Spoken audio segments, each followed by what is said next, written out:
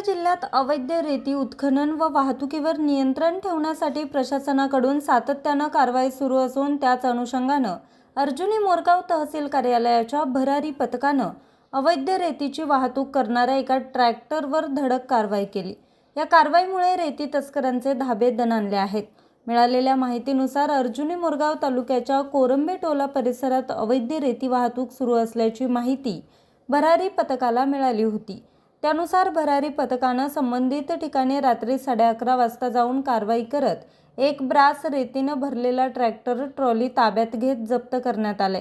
या प्रकरणी वाहन चालक निलेश उईके, मालक लोकेश लांजेवार यांच्या विरोधात महसूल विभागाच्या नियमांनुसार कारवाई करण्यात आली असून पुढील प्रक्रिया सुरू आहे।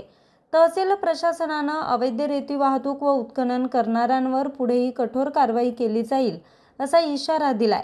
तसेच नागरिकांनी अवैध रेती वाहतुकीबाबत अधिकारी ज्योती कांबळे, तहसीलदार अनिरुद्ध कांबळे यांच्या मार्गदर्शनाखाली नायब तहसीलदार खुशाल कावळे, ग्राम महसूल अधिकारी विजय निमकर व मिलिंद जांभूळकर यांनी केली।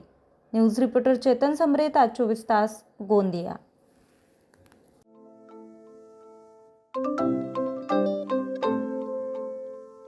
नवनवीन आणि ताज्या घडामोडींसाठी आज 24 तास सबस्क्राईब करा।